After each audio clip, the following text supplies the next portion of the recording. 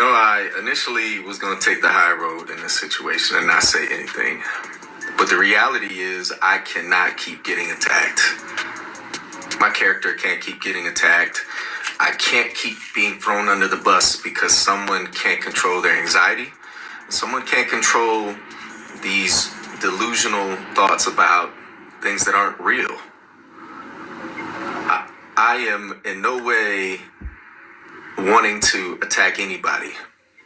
My purpose in my life has always been to protect. I haven't ran to social media every time something happened to me in that relationship.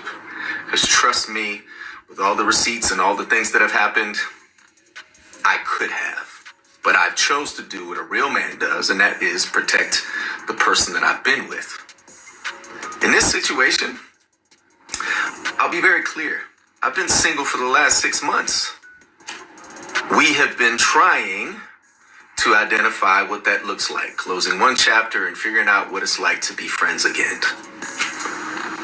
I've been very specific about my boundaries. I've been very specific about where we stand as friends. Go date anybody you want. I'm going to date when I'm ready. I am emotionally unavailable to you, and I'm physically unavailable to you. Now, birthday comes up, plans are put in place. Of course, I want someone that I consider to be family to be involved in that, because if anybody knows her, she is big on birthdays. I don't lead people on.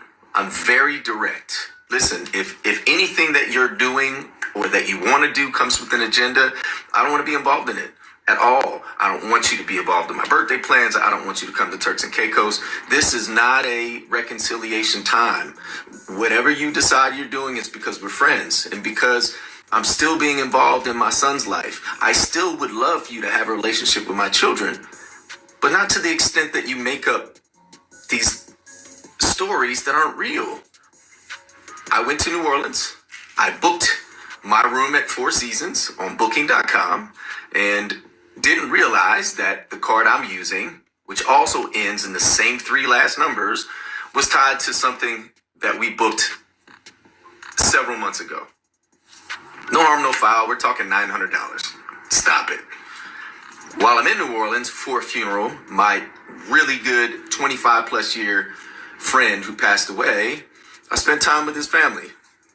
I extended my stay because I needed time to reset. So I get a call yesterday. Hey, did you stay at Four Seasons? Yeah, I did. In fact, I extended. I gave them my card and everything's good. Why? What's up? Oh, well, I got a call about some chick who used my card at Four Seasons. I said, that's not possible. This is funny. Ha ha ha. What are you talking about? Well, I thought we can be friends. We can talk about it, but this is laughable. I didn't stay with anybody at the Four Seasons. I'm not seeing anybody. Wasn't on a date. None of that. If I was, you're my friend. What do I have to hide about that?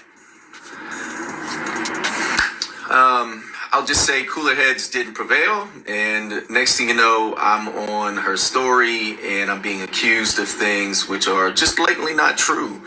I have never led Tamar Braxton on. I never will, nor will I. There are people, hate the name drop, but hey, Carlos King, you got me involved in this. You're part of the reason why we became friends.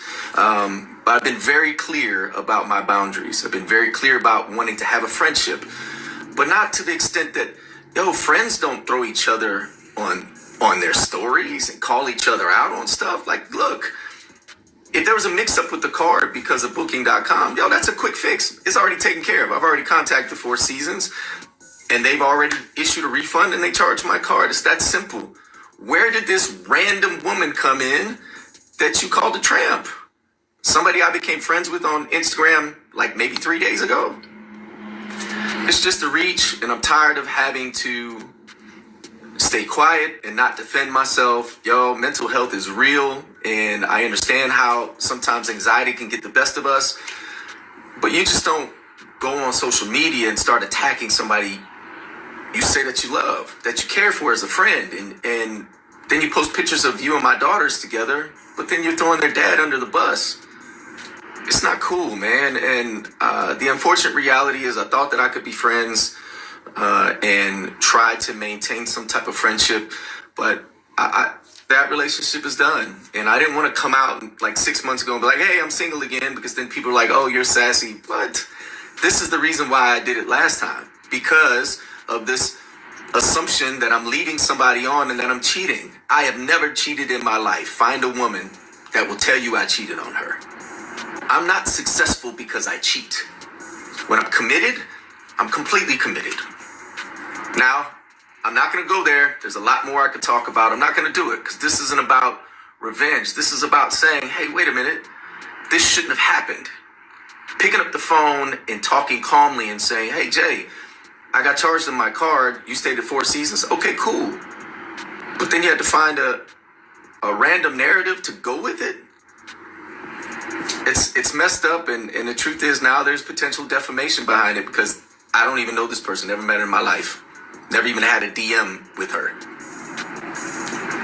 Again, here I am defending myself because of all of these assumptions and all these internet bullies who don't have a clue, not one thing, they don't know nothing about me.